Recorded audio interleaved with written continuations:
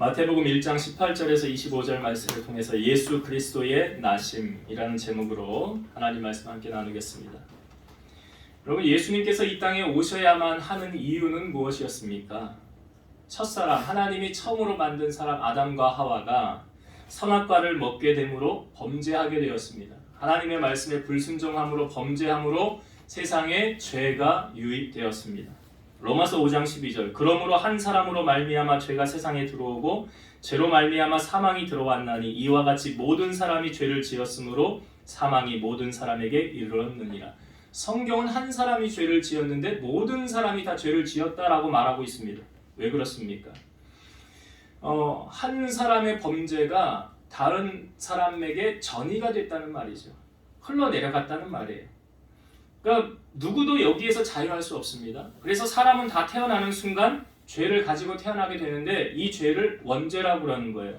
로마서 3장 23절 모든 사람이 죄를 범하였음에 하나님의 영광에 이르지 못하더니, 성경은 말합니다. 나는 죄인 아니야 라가 아니라 모든 사람이 죄를 범하였더라. 누구도 여기서 예외가 없다는 사실이에요. 죄에 빠진 인간이 이 죄를 해결함 받지 못하고 살다가 죽으면 그 죄 때문에 결국 어디 갈까요? 지옥에 가는 것입니다. 그러면 천지 만물을 창조하신 하나님께서 죄에 빠진 인간을 가만히 보고만 계셨습니까? 아니죠.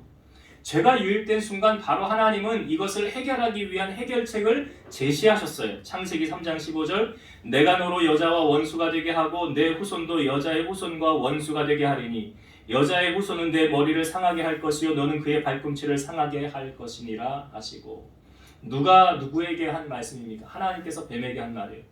내가 너로, 하나님이 사단을 말하는 거예요. 그 사단을 향하여 말하기를 여자의 후손과 원수가 되게 하는데 여기서 말하는 여자의 후손이 누구죠? 예수님이죠. 왜 남자의 후손이라고 하지 않고 왜 여자의 후손이라고 그랬습니까? 남자의 씨를 받지 않았기 때문에 여자의 후손이라고 그러는 거예요. 그래서 여자의 후손 예수님이 이 땅에 오실 것을 죄가 유입된 순간 바로 해결책을 제시해 주시는 거예요. 하나님께서. 그래서 하나님께서 우리를 사랑하셔서 누굴 보내주셨어요? 독생자 보내주셨죠. 요한복음 3장 16, 17절 하나님이 세상을 이처럼 사랑하사 독생자를 주셨으니, 그 독생자는 누구예요? 예수님이죠. 이는 그를 믿는 자마다 멸망하지 않고 영생을 얻게 하려 하심이라. 하나님이 그 아들을 세상에 보내신 것은 세상을 심판하려 하심이 아니요 그로 말미암아 세상이 구원을 받게 하려 하심이라. 예수님을 이 땅에 보내주신 이유가 뭐래요? 우리를 구원하기 위해 보내주셨다고 말하고 있어요. 그러니까 예수님을 믿으면 우리가 구원을 받는데, 예수님을 믿으면 어떻게 우리가 왜 구원을 받느냐? 요한복음 5장 24절 예수님이 하신 말씀이에요. 내가 진실로 진실로 너에게 이르노니 내 말을 듣고 또 나 보내신 이를 믿는 자는 영생을 얻었고 심판에 이르지 아니하나니 사망에서 생명으로 옮겼느니라. 예수님이 하신 말씀이에요. 내 말을 듣고 나 보내신 이를 믿는 자는 영생을 얻었고, 영생이라는 게 뭐예요? 우리 육신이 그냥 계속 사는 걸 말하는 게 아니죠. 영생을 얻었고 심판에 이르지 않으니 사망에서 생명으로 옮겼다. 여기서 우리가 조금 더 이해하기 쉽도록 이렇게 적용하면 이해가 딱 돼요. 지옥에서 천국으로 옮겨졌느니라. 누구로 말미암아요? 예수님으로 말미암아. 로마서 6장 23절 죄의 싹슨 사망이요 하나님의 은사는 그리스도 예수 우리 주 안에 있는 영생이니라. 죄의 값은 뭐래요? 사망이래요. 여기서 말하는 사망은 우리 육신의 죽음을 말하는 게 아니잖아요. 영원한 죽음이 기다리고 있는 그곳이잖아요. 그런데 예수 안에 있는 사람은 영생한다. 영생이라는 건 우리가 이 땅에서 영원히 사는 걸 말하는 게 아니죠. 천국 간다는 걸 말하는 거잖아요. 그럼 우리가 어떻게 천국 갈 수 있습니까? 이렇게 에베소서 1장 7절 우리는 그리스도 안에서 그의 은혜의 풍성함을 따라 그의 피로 말미암아 속량 곧 죄사함을 받았느니라. 누구로 인해 죄사함 받았대요? 예수님으로 인해서. 그러니까 사람이 다 누구나 태어날 때 처음 죄 가지고 태어나는데 그 죄를 사해 줄 수 있는 유일한 한 분이 누구냐? 예수님이래요. 그래서 예수님을 영접하는 순간 예수님의 피로 말미암아 죄사함을 받게 되었더라. 히브리서 9장 22절 율법을 따라 거의 모든 물건이 피로써 정결하게 되나니 피 흘림이 없은즉 사함이 없느니라. 그러면 어떤 사람이 죄를 지었어요. 네, 구약 시대에 적용을 해봅시다. 구약 시대에 내가 죄를 졌어요. 그러면 이 죄 사하기 위해서 어떻게 해야 됩니까? 예? 하나님 앞에 제사를 드려야 되죠. 그 제사를 드릴 때 필요한 게 뭐예요? 제물이 있어야 되죠. 자, 제물은 뭐예요? 그 당시 자기 가정 형편에 따라 소를 드리는 사람이 있고 양을 드리는 사람, 염소를 드리는 사람, 가난한 사람은 비둘기를 드렸어요. 그러면 그걸 가지고 가서 제사장 앞에 가서 그 짐승과 그 사람이 서요. 내가 죄를 졌어요. 그러면 그 짐승에게 내가 손을 얹어요. 그러면 내 죄가 이 짐승에게 전이가 되는 거예요. 옮겨지는 거예요. 그리고 이 짐승은 죽어지는 거예요. 그러므로 말미암아 이 사람의 죄가 사함받게 되는 거예요. 제사의 원리를 아시겠지요? 그러니까 내가 제사를 하나님 앞에 드리는 것은 내 죄가 이 짐승에게 전이가 돼서 내 죄가 사함받는 거예요. 얘가 대신 내 대신 죽어지는 거예요. 그러므로 내 죄가 사함받게 되는 거예요. 이 원리라는 거예요, 제사가. 그러면 여러분, 우리의 죄를 짊어지고 대신 죽어주신 분이 누구시라고요? 예수님이시라고요. 예수님 죄가 없어요. 여러분, 죄가 있으면 다른 사람의 죄를 속량할 수 있어요, 없어요? 없어요. 그래서 짐승을 가져다가 하는 것은 짐승은 죄가 없거든요. 그러니까 이 짐승이 대신 죽어짐으로 내 죄가 전이가 돼서 나는 깨끗하게 되는 거예요. 나는 사함받는 거예요. 그래서 예수님이 죄가 없다는 거죠. 히브리서 9장 12절 보면 염소와 송아지의 피로 하지 아니하고 오직 자기의 피로 영원한 속죄를 이루사 단번에 성소에 들어가셨느니라. 오직 자기의 피로, 누구예요? 예수님의 피로. 그러니까 예수님의 피 흘리심으로 말미암아 우리가 깨끗하게 되었다는 거예요. 히브리서 10장 10절 이 뜻을 따라 예수 그리스도의 몸을 단번에 들이심으로 말미암아 우리가 거룩함을 얻었노라. 예수 그리스도께서 십자가에서 피 흘리심으로 말미암아 우리의 죄가 사해진 거예요. 그러니까 예수님의 피 흘리심이, 그 보혈이 우리로 하여금 죄사함을 얻게 했다라는 거예요. 여러분, 예수님이 왜 이 땅에 오셔야만 했는지 그 이유를 아시겠죠? 모든 사람이 다 죄인이라고요. 죄를 졌다고요. 누구도 예외가 없다고. 근데 이 죄를 해결할 수 있는 유일한 한 분이 누구라고요? 예수님이라고요. 그래서 내가 예수님을 믿게 되는 순간, 모시고 영접하는 순간 내 죄가 없어지고 사해진 거예요. 예수님에게 전이가 된 거죠. 그래서 나는 자유하게 된 거예요. 그래서 예수님이 말씀하시기를 나를 믿는 자는 사망에서 생명으로 옮겨졌다라는 말이 예수 그리스도를 믿어야 죄사함 받고 사망에 지옥에 가지 않고 천국 갈 수 있느니라, 이걸 말씀해 주시는 거예요. 여러분, 예수라는 이름의 뜻이 무엇입니까? 오늘 우리가 본문에 읽었잖아요. 다른 건 몰라도 이거 아셔야죠. 우리가 예수님을 믿는데 예수님의 이름의 뜻이 무엇입니까? 예수 이름 뜻이 뭐예요? 예, 성경을 한번 봅시다. 21절 같이 읽어볼게요. 오늘 본문 21절 시작. 아들을 낳으리니 이름을 예수라 하라. 이는 그가 자기 백성을 그들의 죄에서 구원할 자이심이라 하며. 여기 보세요. 죄를 구원하기 위해 이 땅에 오신 분이 누구라고요? 예수님이라고요. 그러니까 예수님 말고는 다른 그 누구도, 어떤 종교도 우리의 죄를 사해 줄 수 있는 그 아무도 없어요. 그 누구도 없어요. 오직 예수님만이 우리의 죄를 사해 주실 수 있는 거예요. 그러니까 세상에 죄가 유입된 순간 바로 하나님이 우리를 사랑하셔서 독생자를 보내주신 거죠. 그 예수님을 보내주신 거예요. 그래서 요한복음 1장 12절 영접하는 자 곧 그 이름을 믿는 자들에게는 하나님 자녀가 되는 권세를 주셨으니, 영접한다는 게 무슨 의미예요? 예수님을 나의 구주로 모신다는 말이잖아요. 그 모시게 되는 순간 어떤 변화가 일어나는 거예요? 내 죄가 떠나가게 되는 거예요. 죄에서 자유하게 되는 거예요. 우리 보혈 찬양할 때 많이 찬양하지 않습니까? 죄에서 자유를 얻게 함은 뭐예요? 보혈의 능력, 주의 보혈. 죄에서 우리가 자유케 되는 것, 죄사함 받게 되는 것은 다른 것이 없어요. 에베소서 2장 8절 너희는 그 은혜에 의하여 믿음으로 말미암아 구원을 받았으니 이것은 너희에게서 난 것이 아니요 하나님의 선물이라. 너희는 그 은혜에 의하여, 무슨 은혜예요? 십자가의 은혜잖아요. 예수님께서 만약에 십자가에서 피 흘려 돌아가지 않았다고 한다면 우리는 여전히 죄 가운데 있어야 돼요. 제가 구약의 제사법 말씀드렸잖아요. 사람이 죄를 지으면 그 짐승을 가져가서 손을 얹음으로 말미암아 내 죄가 없어진다고 그랬죠. 그러니까 우리의 죄를 위해서 왜 세례 요한이 예수님을 향하여 보라 세상 죄를 지고 가는 뭐래요? 하나님의 어린 양이로다. 그럼 뭘 의미하는 거예요?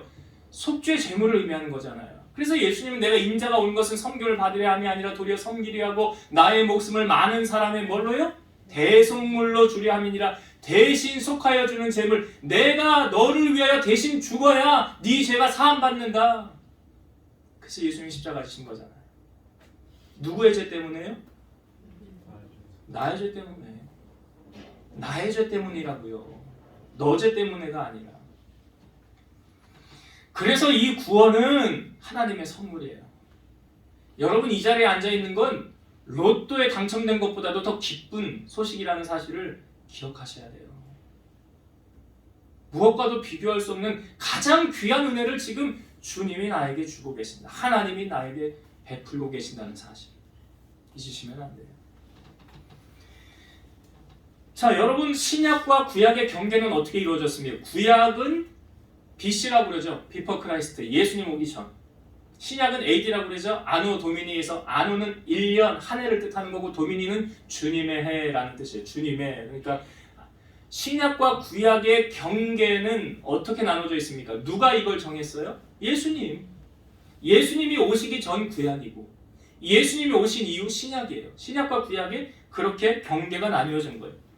자, 예수님이 이 땅에 오심으로 신약이 시작되어졌는데 오늘 본문에 보면 예수 그리스도께서 세상에 어떻게 오시게 되었는지 오늘 우리에게 보여주고 있어요. 자, 18절의 말씀을 한번 다시 봅시다. 18절. 예수 그리스도의 나심은 이러하니라. 그의 어머니 마리아가 요셉과 약혼하고 동거하기 전에 성령으로 잉태된 것이 나타났더니. 자, 예수님이 이 땅에 오시는 과정을 보여주고 있죠. 예수님의 육신의 아버지는 요셉이고 육신의 어머니는 마리아입니다.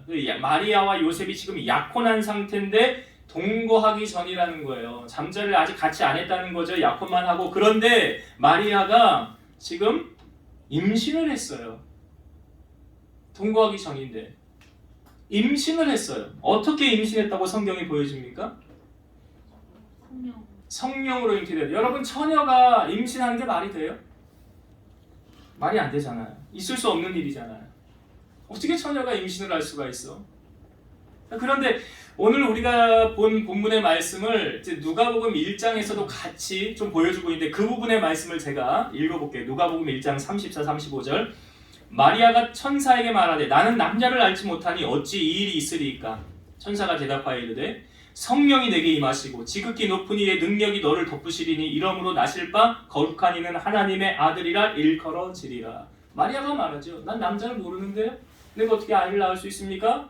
천사가 말하길 성령이 내게 임하고 네가 임신을 하게 될 것이라. 그 아이는 하나님의 아들이라 일컬어지리라. 누가복음 1장 37절. 대저 하나님의 모든 말씀은 능하지 못하심이 없느니라. 하나님이 능치 못하면 여러분 잘 아시지만 아브라함이 그 이삭을 얻을 때 그 상황 환경이 어떠했습니까? 아브라함의 나이 100살, 아내였던 사라의 나이는 90살. 성경은 분명히 이렇게 말하잖아요. 사라의 병수가 끊어졌느니라. 이미 아이를 낳을 수 없는 폐경이 됐다는 거 아니에요? 그럼 아이 낳아요, 못 낳아요? 못 낳잖아요. 근데 사라가 이삭 낳았어요, 못 낳았어요? 낳잖아요. 그러니까 이게 어떻게 해석이 될 수 있어요? 하나님의 모든 말씀은 능치 못하심이 없느니라.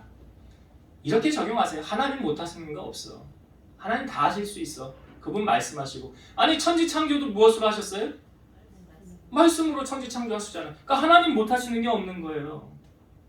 자, 그런데 왜 우리가 여기서 생각해야 될 게 왜 예수님은 성령으로 잉태되어 세상에 오셔야만 했는가? 왜 세상에 성령으로 잉태되어 오셔야만? 제가 아까 앞부분에 말씀 쭉 드린 거 생각하면 여러분 충분히 이거 이해가 될 거예요. 예수님은 이 땅에 오실 때 죄가 없이 세상에 오셔야만 했어요. 죄가 있으면 다른 사람의 죄를 대속할 수 있어요, 없어요? 없어요. 죄 있는 사람이 다른 사람의 죄를 내가 네 죄를 사해 줄게 하고 대속할 수 없어요. 그러니까 예수님은 죄가 없이 세상에 오셔야 됐어요. 그러니까 아담의 후손으로 오면 죄를 전이되어서 사람으로 왔기 때문에 아담의 후손이기 때문에 죄를 가지고 태어나게 돼요. 여러분 다 죄인이에요. 다 죄 가지고 태어난 거예요. 그런데 만약에 그 방법으로 예수님이 이 땅에 오셨다고 한다면 우리의 죄를 대속할 수 없지요. 그러면 속죄물이 될 수가 없는 거예요. 대신 속하여주는 제물이 될 수가 없는 거예요, 예수님이. 그러니까 남자의 씨를 받지 않고 세상에 오시기 위해서는 이 방법이 밖에 없다는 거죠. 성령으로 잉태되어 우리에게 오셔야만 했다.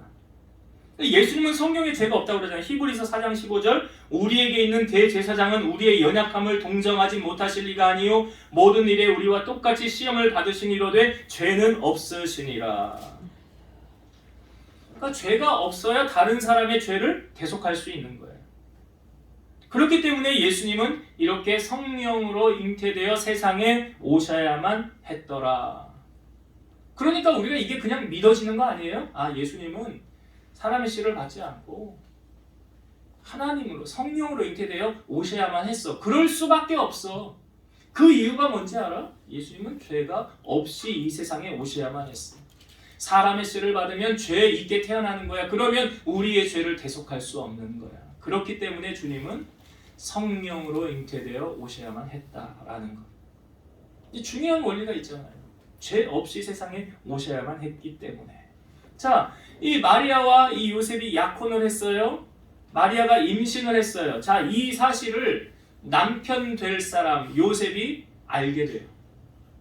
아니, 이 여자가 나하고 약혼을 했는데 임신을 했네. 그러면 여러분 보세요. 사람은요 다 자기 수준에 맞게 생각을 해요. 자기 수준대로 생각한다는 거예요. 보통 남자들 같았으면 어떻게 생각했겠어요? 아유, 저 여자 저 다른 남자 아이를 베고 와서 나한테 와가지고 약혼하고 결혼해가지고 내 아이로 그냥 덮어 씌우려고 하는구나. 만약 이게 들통이 나면 이 구약의 법이, 당시의 법이 어땠냐면 돌에 맞아 죽어야 됐어. 여자는 돌에 맞아 죽느니 이거 그냥 나만 아무도 모르게 하고 속이고 그냥 이렇게 해야 되겠다. 돌 맞아 죽고 싶은 사람이 어디 있어요? 그러니까 자기 수준으로 생각을 하는 거 아닙니까? 다 사람들은 그 이상으로 생각 잘 못해요. 그러니까 요셉도 자기 수준으로 생각하는 거예요. 아, 이 여자가 다른 남자아이를 베고 왔나 보다. 그래서 요셉은 어떻게 생각을 하냐면 그걸 그냥 없던 일로 그냥 덮으려고 그랬어요. 아, 이거 들춰내가지고 자기 처가댁 될 사람 가가지고 사실 밝혀내서 돌로 치고 막 그런 당시 법이 그랬으니까. 그렇게 하려고 하지 않고, 자, 요셉은 어떻게 했나요? 19절을 한번 봅시다. 19절. 그의 남편 요셉은 의로운 사람이라 그를 드러내지 아니하고 가만히 끊고자 하여. 어떻게 했대요, 요셉은? 드러내지 않고 가만히 끊고자 했더라. 그러니까 없던 일로 하자. 요셉은 그렇게 하려고 했다는 거 아닙니까? 없던 일로 하자. 저는 이 요셉을 보면서 아, 요셉이 참 의로운 사람이다 라고 우리에게 보여주잖아요. 참 인격적인 사람이다. 참 된 사람이다. 여러분 자매님들 아직 결혼 안 하신 분들은 이런 요셉과 같은 남자를 하나님 앞에 달라고 기도하세요. 이런 사람 만나서 결혼해야지. 아무나 만나서 결혼하는 거 아니에요. 형제들도 마찬가지죠. 네? 이런 자매를 만나서 하나님 내게 달라고 기도하셔야 되는 거 아니에요?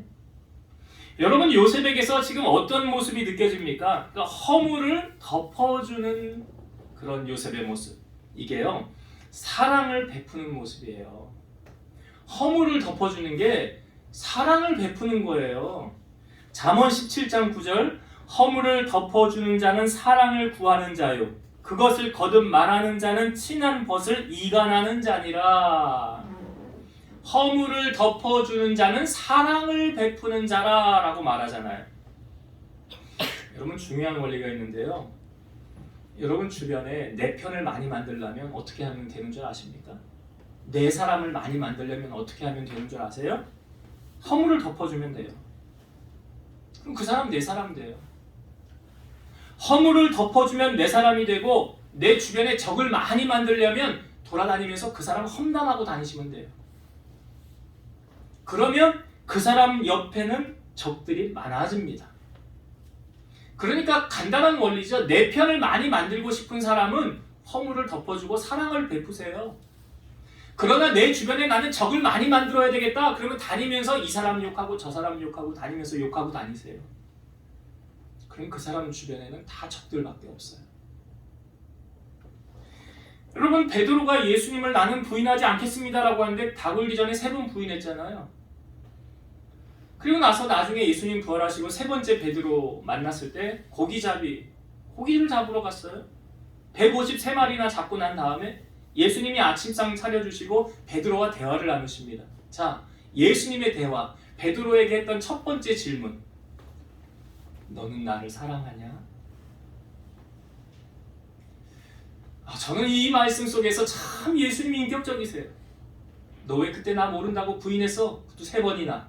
이거 먼저 묻고 따지고 넘어가야 되는데 그거 묻지 않으시고요. 너 나 사랑하냐? 이걸 3번이나 물으세요. 넌 나를 사랑하냐? 그 3번 물으시는 과정 속에 3번 부인한 베드로의 그 상처를 치유해 주시는 거잖아요. 그러니까 철없던 베드로가, 물고기 잡으러 갔던 베드로가 나중에 어떻게 그의 생에 마감합니까? 나는 예수님과 똑같이 십자가에 매달릴 수 없으니까 거꾸로 십자가에 매달려서 나 주님 앞에 순교해야 되겠다. 그 철없던 베드로가 이렇게 바뀌어요. 그를 이렇게 바뀐 게, 변화시킨 게 무엇입니까? 주님의 사랑이잖아요. 여러분, 사랑을 변화시키는 건 뭘로 변화시킨다고요? 회초리로요? 충고로요? 사랑이더라고요. 사랑이 사람을 변화시키는 거예요. 그 요셉의 이 모습 속에 참 괜찮은 사람이다. 사랑을 베풀잖아요. 여러분, 우리가 하나님 앞에 기도 많이 하시는데 여러분, 기도 응답의 비결 가운데 이 용서라는 게 있어요. 이 원리를 예수님이 우리에게 알려주셨는데, 예수님께서 예루살렘에 올라가셨을 때 당시 무화과 나무가 열릴 때가 아닌데 무화과 나무를 가서 열매를 따려고 했는데 열매 맺을 시즌이 아니에요.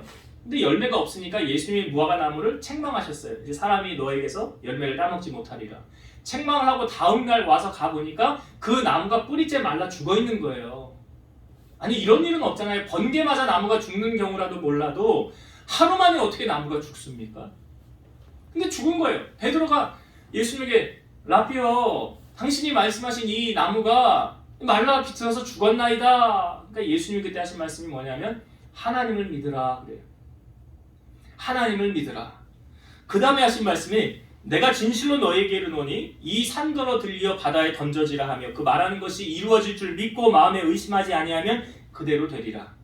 그러므로 내가 너에게 말하노니 무엇이든지 기도하고 구하는 것은 받은 줄로 믿으라. 그리하면 너에게 그대로 되리라. 이렇게 하고 여기서 말씀이 끝나야 되잖아요. 그래, 우리가 기도할 때 믿음으로 기도해야지, 의심하지 말고 기도해야지, 그럼 하나님이 이루어 주실 거야. 그런데 이렇게 끝나야 되는 말씀이 그 다음에 덧붙여서 주님이 한 말씀을 더 하세요. 마가복음 11장 25절. 서서 기도할 때에 아무에게나 혐의가 있거든 용서하라. 그리하여야 하늘에 계신 너희 아버지께서 너희 허물을 사하여 주시리라 하시니라. 아니, 생뚱맞게 이 앞부분에는 기도에 관해 말씀하셨는데 왜 이 뒷부분에 갑자기 반전 같은 이런 말씀을 주님이 하십니까? 서서 기도할 때 아무에게 혐의가 있거든 용서하라. 그리하여야 하늘에 계신 너희 아버지께서 너희 허물을 사하여 주시리라. 왜 이 말씀을 덧붙이셨느냐? 마태복음 5장 23, 24절. 그러므로 예물을 제단에 드리려다가 거기서 내 형제에게 원망 들을 만한 일이 있는 것이 생각나거든 예물을 제단 앞에 두고 먼저 가서 형제와 화목하고 그 후에 와서 예물을 드려라. 무엇을 우리에게 주님이 말씀해주고 있습니까? 기도 응답을 받기를 원한다면 용서해 주어라 라는 거 아닙니까? 여러분, 요셉이 용서하는 마음이 있었습니까? 없었습니까? 있었죠. 그냥 가만히 덮고자 했다는 게 뭐예요? 용서해 준다는 거잖아요. 그런 마음이 요셉에게 있었잖아요. 그러니까 그 다음에 어떤 일이 일어났습니까? 오늘 우리 본문을 한번 봅시다. 20절과 21절. 20절, 21절. 이 일을 생각할 때에 주의 사자가 현몽하여 이르되 다윗의 자손 요셉아, 내 아내 마리아 데려오기를 무서워하지 말라. 그에게 잉태된 자는 성령으로 된 것이라. 아들 낳으리니 이름을 예수라 하라. 이는 그가 자기 백성을 그들의 죄에서 구원할 자이심이라 하니라. 이 전개를 한번 보라는 거예요. 19절하고 20절 말씀의 전개. 가만히 덮고자 해서 없는 일로, 그러니까 용서 이미 했다는 거 아니에요, 요셉은. 그러니까 그러니까 하나님이 그 다음에 나타나셔서 주의 사자가 나타나셔서 말씀하시는 거예요. 마리에게 잉태된 자는 성령으로 된 것이라. 성령으로 된 것이라. 그 전개 과정이 그런 거예요. 여러분, 기도에 응답받는 마음의 자세가 뭐냐면 바로 용서라는 것입니다. 예수님께서 가르쳐 주신 기도를 주기도라고 그러죠. 여러분, 주기도의 그 내용 가운데 이런 내용이 있죠. 우리가 우리에게 죄 지은 죄를 사하여 준 것 같이 우리 죄를 사하여 주옵시고. 우리가 우리에게 죄 지은 죄를 사하여 준 것 같이 하나님께서도 우리 죄를 사하여 주옵시고. 이걸 이렇게 해석하면요, 우리가 우리에게 죄 지은 죄를 사하지 않으면 하나님도 우리의 죄를 사하지 않는다. 그 말씀이 성경에 있어요. 마태복음 6장 14, 15절. 너희가 사람의 잘못을 용서하면 너희 하늘 아버지께서도 너희 잘못을 용서하시려니와 너희가 사람의 잘못을 용서하지 아니하면 너희 아버지께서도 너희 잘못을 용서하지 아니하시리라. 그렇잖아요. 그리고 이 땅에서 매면 하늘에서도 매인다고 그러고 땅에서 풀면 하늘에서도 풀린다고 그러잖아요. 여러분, 고난당한 자의 대명사가 누굽니까? 욥이죠. 욥이 그 고난의 마지막에 어떻게 해결됐습니까? 욥의 고난이 끝나는 마지막 장에 보면 이런 말씀이 있어요. 욥이 그의 친구들을 위하여 기도하네. 그 친구들은 어떤 친구들이에요? 욥을 정죄했던 친구들. 너 하나님한테 잘못한 거 있으니까 하나님이 너 이렇게 혼내키는 거 아니야? 너 네 자신을 돌아보고 좀 회개하고 돌이켜라. 근데 그거 아니었죠? 성경을 보면 그거 아니었어요. 그런데 요셉이 그 친구들을 위해 기도했다. 여러분, 다른 사람을 위하여 기도했다는 게 뭘 얘기하냐면 그 사람의 허물을 이미 덮어주었다. 용서해 주었다. 여러분, 용서하지 않는 사람 기도 나와요, 안 나와요? 나 저 사람 용서하지 않는데 기도하래. 아 참, 내가 뭘 기도를 해 그 사람을 위해서. 기도가 될까요, 안 될까요? 안 되죠. 아유, 근데 성경에 원수를 축복하고 원수에게 그 줄이거든 먹이고 베풀라고 주님 말씀하셨죠. 그러니까 기도한다는 건 뭐냐면 용서했다는 것을 말하는 거예요. 그 사람 이미 난 마음으로 용서했다는 거. 그러니까 기도가 나오는 거 아니에요. 그때 욥이 친구들을 위하여 기도함에 성경에 보니까 하나님께서 욥의 곤경을 돌이키시고 그 전의 소유를 갑절로 허락하여 주셨더라. 기도하니까, 용서하니까 하나님 회복시키는 거예요. 나는 내 눈에 흙이 들어오기 전에는 절대 용서 못해. 여러분, 올 한 해 얼마 안 남았지요? 여러분, 용서라는 게 뭐냐면 하나님 앞에 내 마음을 올려드리는 거 아니에요? 그 사람을 만나서 직접 가서 내가 당신을 용서합니다 라고 말해도 되지만 먼저는 하나님 앞에 나는 이미 그 사람을 용서했습니다 라고 올려드리는 거예요. 내 마음을 하나님 앞에. 그렇게 될 때 성경은 말하죠. 기도의 응답을 경험하게 된다. 기도의 응답. 기도 응답 받길 원하시는 분들, 2022년도 한 해가 가기 전에 원수 맺었던 것들, 꼬여있던 매듭들 풀으시기 바랍니다. 풀으셔야 하나님이 그 사람의 기도에 응답해 주시는 거예요. 풀어야, 내가 용서해야 하나님도 나를 용서하신다고 말하잖아요. 그래서 그 용서하는 자, 허물을 덮어주는 자는 주변에 내 편이 많아지는 거예요. 내 사람이 많아지는 거예요. 기도 응답의 체험을 경험하게 되는 그런 은혜를 누리는 여러분 되시기 바랍니다. 자, 마지막으로 한 가지 은혜 나눌게요. 요셉이 하나님의 음성을 들었죠? 하나님 말씀하신 거잖아요. 주의 사자를 통해서. 자, 요셉이 어떻게 했습니까? 24절과 25절 보겠습니다. 요셉이 잠에서 깨어 일어나 주의 사자의 분부대로 행하여 그의 아내를 데려왔으나 아들을 낳기까지 동침하지 아니하더니 낳음의 이름을 예수라 하니라. 자, 요셉이 잠에서 깨어 일어나, 그 다음 중요한 거예요. 주의 사자의 분부대로 뭐 했더라? 뭐 했어요? 행하여. 주의 사자의 분부대로 행하여. 가만히 보면 요셉이 자기의 생각대로 이게 이해가 안 될 수도 있어요. 아니 어떻게 처녀가 성령을 통해 무슨 임신을 할 수가 있어? 아이를 가질 수가 있어? 내 생각에는 이해가 되지 않는다 할지라도 하나님이 말씀하셨으니까 그대로 하는 거예요. 이게 신앙이에요. 내 생각대로 이해하고 하면 얼마나 좋아요. 근데 내 생각대로 이해가 안 되는데? 이렇게 하라는 게 나는 이해가 안 되는데? 그럼 이해가 안 되면 해야 돼요? 하지 말아야 돼요? 예? 예. 요셉을 보세요. 내 생각엔 도저히 이해가 안 돼. 근데 하나님이 그럼 하래. 그럼 해야죠. 여러분, 하나님이 기뻐하는 사람은 말 잘 듣는 사람이에요. 부모가 자녀를 키울 때 어떤 자녀가 이쁩니까? 순종하는 자녀. 말끝마다 토 달고 따지고 자기가 맞다고 우기고 그런 자녀 부모들 별로 안 좋아할걸요. 여러분, 하나님도 마찬가지 아닙니까? 여러분, 우리가 정말 주님을 사랑한다면 주님이 날 위해 십자가 지시고 고난받으시고 죽으셨는데 정말 우리가 주님을 사랑한다고 하면 주님이 이렇게 말씀하셨어요. 요한복음 14장 15절. 너희가 나를 사랑하면, 예수님 말씀이에요. 너희가 나를 사랑하면 나의 계명을 지키리라. 요한복음 14장 21절. 나의 계명을 지키는 자라야 나를 사랑하는 자니 나를 사랑하는 자는 내 아버지께 사랑을 받을 것이요 나도 그를 사랑하여 그에게 나를 나타내리라. 그 사람이 예수님을 사랑하는 정도는 그가 예수님의 말씀에 순종하는 정도이다.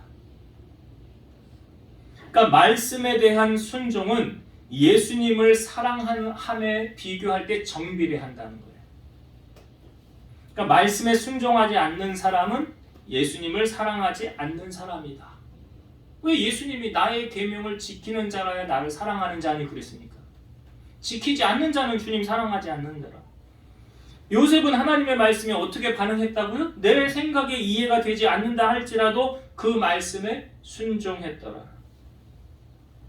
우리는 하나님의 말씀에 어떻게 반응합니까? 여러분, 성경의 말씀에 이 안에 기록된 모든 것이 하나님의 말씀이잖아요.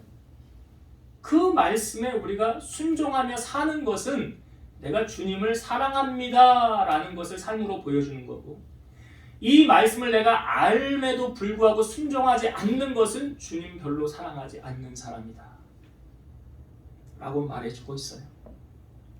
그러니까 하나님의 말씀에 운명을 거는 사람, 그 말씀에 생명을 거는 그 한 사람을 하나님이 찾으신다는 거예요. 그를 통해서 일하신다는 거예요. 오늘 요셉과 같은 사람 하나님 찾지 않으시겠어요? 아니, 하나님께서 예수님을 이 땅에 보내야 되는데 누구를 육신의 아버지로 내가 선택할까? 그래서 당첨된 사람이 누구예요? 요셉이잖아요. 요셉이잖아요. 오늘 요셉의 신앙도 우리에게 보여주잖아요. 아, 자기 생각을 내려놓고 주신 말씀대로 행하여 순종하였더라. 이게 신앙이에요. 많이 아는 게 신앙 아니라고요. 머리만 커지면 아는 건 많은데 삶으로 연결되지 않으면 아무런 능력도 나타나지 않아요. 바로 신앙이란 이런 거예요. 말씀대로 행하는 삶. 이제 말씀을 정리하고 마치겠습니다. 자, 예수님께서 이 땅에 오시게 된 과정을 오늘 분명히 우리에게 보여주고 있어요. 예수 그리스도의 나심은 이러했다. 자, 오실 때 주님께서 남자의 씨를 받지 아니하고 마리아, 처녀인 마리아를 통해서 성령으로 오시게 되었더라. 여러분 이제 답하실 수 있겠죠. 왜 예수님이 성령으로 잉태되어 오셔야만 했는가? 라고 물으면, 자, 여러분 답하실 수 있죠? 네, 예수님은 죄가 없이 이 땅에 오셔야만 했죠. 그래야 다른 사람의 죄를 대속할 수 있는 거예요. 그래서 죄 없이 세상에 오시기 위해서 성령으로 잉태되어 이 땅에 오셨다. 그거 첫 번째 잊지 마시고, 두 번째, 오늘 요셉은 성경이 말합니다. 이 사람은 의로운 사람이라 라고 말해주고 있죠. 이 약혼한 마리아가 임신한 사실을 알았을 때 내 생각으로 판단하면 다른 남자 아이를 임신해서 왔구나. 자기 수준으로 생각하니까 모든 게 빨간 안경 쓰면 빨갛게 보이고 파란 안경 쓰면 파랗게 보이는 내 생각의 기준으로 판단하는 거 아닙니까? 그런데 요셉은 설령 다른 남자 아이를 배워왔다 할지라도 그것을 들춰내고 그것을 뭐 어떻게 나한테 이럴 수가 있어 하면서 돌을 던지고 막 심판하는 그런 사람이 아니라 오늘 어떻게 했습니까? 가만히 끊고자 했더라. 이미 용서했어요. 허물을 덮어주는 요셉의 모습. 이게 사랑을 실천하는 사람의 모습이죠. 그래서 여러분 주변에 내 편 많이 만들려면 어떻게 하라고요? 허물을 덮어주라고. 사랑을 실천하는 거라고. 그러면 내 주변에 사람들, 내 사람이 많아집니다. 그리고 또 한 가지, 용서는 기도 응답의 비결이라는 사실. 내가 사방으로 막혀있고 이 사람하고 막히고 저 사람하고 사방으로 막혀있는데 기도는 하나님한테 하는데 기도 응답이 이루어지질 않아. 왜? 사방이 막혀있으니까. 하나님이 사람을 통하여 또 일하시는데 그러니까 안 되는 거죠. 그렇기 때문에 용서하며 살아라. 오늘 요셉처럼. 마지막으로 세 번째, 말씀에 순종한 요셉의 모습. 여러분, 인간이 아무리 똑똑해도요 하나님보다 똑똑하지 않아요. 여러분 아무리 잘났어도요 한계가 있어요. 하나님은 한계가 없으시잖아요. 그래서 성경에 보면 인간이 아무리 똑똑해도 하나님의 무능함보다 못하다 그랬어요. 아무리 똑똑해도. 그리고 내 생각이 너희의 생각과 또 다르다라고 이사야서 말씀하시잖아요. 그러니까 삶의 우선순위, 가장 신앙의 최고의 가치의 그 믿음의 수준은, 경지는 뭐냐면 내 생각이 옳고 주님의 생각이 틀린 것 같아도 주님의 말씀을 따라가는, 그것이 진정한 신앙인의 모습. 이것이 결국 무엇으로 연결되는 거래요? 예수님 사랑하는 것. 나의 계명을 지키는 자라야 나를 사랑하는 자다. 그래서 우리는 말씀 붙잡고 내게 주신 그 말씀대로 순종함을 통해서 하나님 은혜를 맛보고 살아가는 우리 성도님 되시기를 주의 이름으로 축원드립니다. 기도하시겠습니다. 살아계셔서 역사하시는 하나님, 오늘 우리 주님께서 이 땅에 오셔야만 했는 이유, 바로 우리를 구원하기 위해서 이 땅에 오셔야만 했습니다. 주님은 이 땅에 오실 때 사람의 시로를 받지 아니하고 성령으로 잉태되어 오심은 우리의 죄를 대속하기 위해서였습니다. 이제 성탄이 얼마 남지 않은 이 시점에 우리 주님께서 이 땅에 오시게 된 이유, 우리가 나누었습니다. 날 위해 이 땅에 오신 그 주님을 기대하고 소망하면서 주님의 사랑을 베풀고 용서하며 말씀대로 순종하며 살아가서 하나님의 은혜와 기적을 맛보는 주인공으로 살아가게 하옵소서. 예수님 이름으로 감사하며 기도드리옵나이다. 아멘.